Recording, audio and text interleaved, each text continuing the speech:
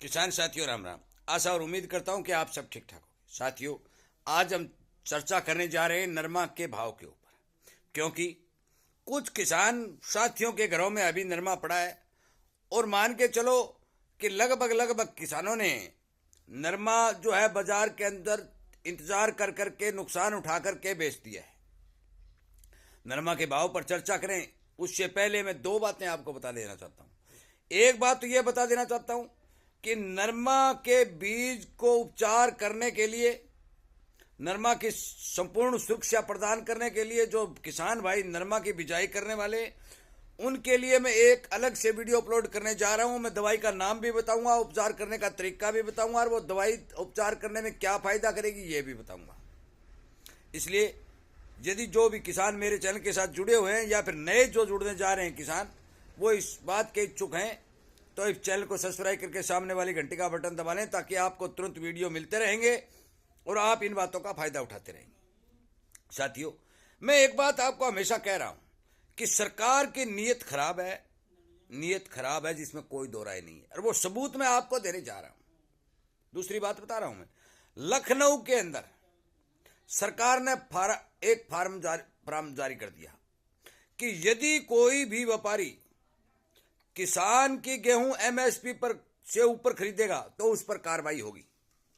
अब आप समझ लें कि सरकार भाव देना चाहती है या नहीं देना चाहती है। सरकार ने तर्क क्या दिया है?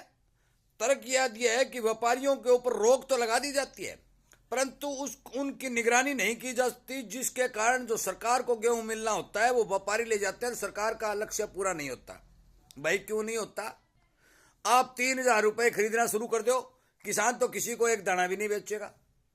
आप यदि मंदा खरीदते हो और व्यापारी जो तेज खरीदेगा तो किसान भाई बेचेगा, परंतु किसान की गेहूं को मंदे भाव में, सरकारी भाव में खरीदने के लिए ये सारा का सारा सिस्टम सरकार ने तैयार कर लिया है। और उन्होंने ये टीम भी गठित करती है लखनऊ के अंदर, और ये तहसीलदार ने किया है कि कहीं भी कोई व्यापारी यदि एमएसपी से ऊपर गेहूं खरीदता दिखाई दे तो मान के चलो कि उस पर कार्रवाई करो।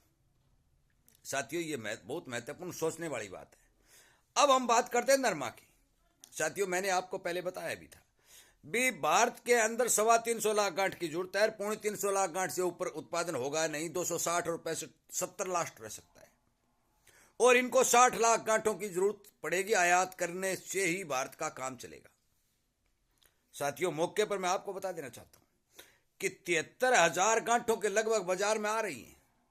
बहुत ही कम किसानों के पास नरमा बचा है, परंतु नरमा का भाव न बढ़ पाए, सरकार ने आयात पर खुली छूट दे रखी है। अब आप कहोगे कि ताऊ जी तेजी क्यों नहीं? भाई, मैं पहले दिन से ये कह रहा हूं भी नरमा के अंदर मुझे भारी तेजी नहीं दिखाई दे रही। क्यों नहीं दिखाई दे रही? कि जब तक सरकार आयात जारी रखेगी तो अंतर्राष्ट्रीय बाजारों के अंदर जब रुई के भाव मंदे हैं, उन मंदे होने के कारण आयातित सौदे सस्ते पड़ रहे हैं, तो कॉटन जो भारत में पैदा होती है उसके तेज भाव कोई नहीं देने वाला। या तो सरकार इस पर ड्यूटी बढ़ाए तो किसान को कुछ मिले, और या फिर आयात कम करे। साथियों, लगभग लगभग 35 लाख और 40 लाख के बीच की गांठों का आयात हो चुका है। 20 लाख गांठ आयात और होना बाकी है। यदि वो आयात हो जाता है तो मान के चलो भी लंबे समय तक भी तेजी दिखाई नहीं दे रही है। परंतु यदि सरकार तुरंत प्रभाव से आयात को रोक देती है या फिर उस पर ड्यूटी बढ़ा देती है तो फिर नरमा के भाव बनने तय कोई रोक भी नहीं सकता। शिलिंग मिल वालों के पास सीमित स्टॉक है, सरकार के पास जो स्टॉक है वो भी मंदे में बेच रही है। मैंने एक वीडियो में पहले भी कहा था, वो अंतर्राष्ट्रीय बाजार का हवाला दे रहे। भाई, तुम्हें गोली मारो अंतर्राष्ट्रीय बाजार के। अमेरिका के राष्ट्रपति ट्रंप ने बनते ही अपने किसानों के लिए विदेशों के ऊपर दबाव बनाना शुरू कर दिया कि हमारे देश के ऊपर जो ड्यूटी लग रही है वो ड्यूटी हटाओ और हमारा माल आपके बाजार में उतारो। तो आप क्या कर रहे हो भाई? आप विदेशों का सामान, शिलिंग मिल वालों को जो फैक्ट्री इंडस्ट्री चला रहे हैं उनको जो मिल रहा है उन पर कोई ड्यूटी नहीं वसूल रहे, और बहुत कम ड्यूटी में उनको माल उपलब्ध करा रहे हैं। साथियों, इससे भारत सरकार को भी घाटा हो रहा है।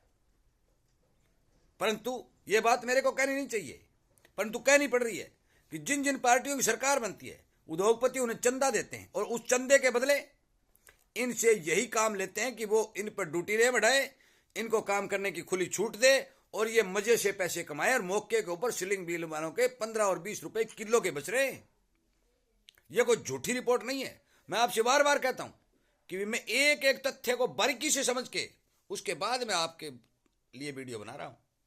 सच्चाई जो होती है वो मैं आपके सामने पेश कर रहा हूं। मुझे ये कोई मतलब नहीं कि कौन क्या कहे, भाई कहता रहेगा मेरा क्या लेगा। मैं तो जो बात है वो सच्चाई कह रहा हूं, और नहीं है तो आप इस बारे में पता करके देख लो। भी बहुत ही कम ड्यूटी के अंदर एक बात बताइए, जब सरकार दिल्ली के अंदर है अपने बजट में ये बात कह रही है कि नरमा का उत्पादन भारत में घटने जा रहा है, इसके ऊपर स्पेशल टीम बना करके एक योजना बनाई जाए, पूरे भारत के विशेषज्ञों को लगाया जा रहा है, और एक तरफ आयात करने की खुली छूट दी जा रही है। भाई आयात करना बंद करो, भाव दो, किसान ऑटोमेटिक ज्यादा पैदावार बढ़ाएगा, पानी दे दो। और एक बात और बता देता हूं साथियों, जो कॉटन बेल्ट है हरियाणा और राजस्थान का, नोट कर लो, कॉटन बेल्ट जो हरियाणा और राजस्थान का है उसके अंदर 1 महीने पानी की बंदी है और उसके चलते नरमा की बिजाई पूर्ण रूप से प्रभावित होगी, जिसमें कोई दो राय नहीं। एक बारी लगेगी, नरमा की बिजाई एक बारी की होगी। यदि दूसरी बारी कोई किसान लगा के बिजाई करेगा तो वो पछेती बिजाई मानी जाएगी। पछेती बिजाई नरमा की बहुत ही कम उत्पादन देती है, ये भी मैं बात स्पष्ट कर देता हूं। और इस बात का सरकार को भी पता है, परंतु सरकार जानबूझ करके ये उत्पादन घटाने के चक्कर में है। भी इसका उत्पादन घटाया जाए, विदेशों से सामान मंगाया जाए, व्यापारियों को फायदा किया जाए, बड़े व्यापारियों, छोटे व्यापारी जो छोटे आदमी को कहते हैं बेचारे को, बड़े बड़े उद्योगपतियों को फायदा किया जाए। साथियों, ये विडंबना इस देश की है कि कृषि प्रधान देश इस भारत के अंदर, जिसको क्या कहते थे, गाना गाया जाता था, जहां डाल डाल पर सोने की चिड़िया करती हैं बसेरा, वो भारत देश है मेरा। आज उस देश के किसान की, व्यापारी की, दुकानदार की ये हालत है कि वो किसी भी वस्तु को खरीदने के लिए ये सोचने पर मजबूर है कि यदि तू इस चीज को खरीदेगा तो पैसे कहां से लाएगा। साथियों, नरमा भाव की जो सिचुएशन मैंने बताई, मुझे एक सप्ताह तक आगे भी तेजी दिखाई नहीं दे रही है। 100-200 रुपए तेजी मंदी की अलग बात है, परंतु भाव यही स्थिर रहने की गुंजाइश दिखाई दे रही है। बेचें या रखें, आपकी मर्जी। यदि कोई नई अपडेट मेरे पास निकल के आएगी तो मैं आपको जरूर वीडियो के माध्यम से बताऊंगा। साथियों, मौके पर मैंने आपको बताया कि 70, 72, 73 हजार गांठ बाजार के अंदर प्रतिदिन आ रही हैं। आयात लगातार हो रहा है। अंतर्राष्ट्रीय बाजार में रुई मंदी है। मौके पर नई धागे की कोई डिमांड निकल के नहीं आई है। सीलिंग मिल वालों के पास स्टॉक कम है, कुछ स्टॉकियों के पास स्टॉक है, परंतु वो मंदे भाव में अपनी गांठें बेचना नहीं चाहते। ये सही सारे के सारे फैक्टर नरमा के भाव के ऊपर काम कर रहे हैं। कृपया करके मेरे इस वीडियो को ज़्यादा से ज़्यादा किसानों तक शेयर करके उन्हें इस बात की जानकारी देने की कृपा करें। इसी तरह की सच्चाई से रूबरू आपको होना पड़े और होते रहें। और इस बात के इच्छुक हैं तो अपना चैनल है, अपना लेना और अपना देना। हम बोलने वाले, आप सुनने वाले, आप कहने वाले, मैं मानने वाला। किसान को रोकने वाला कौन भाई?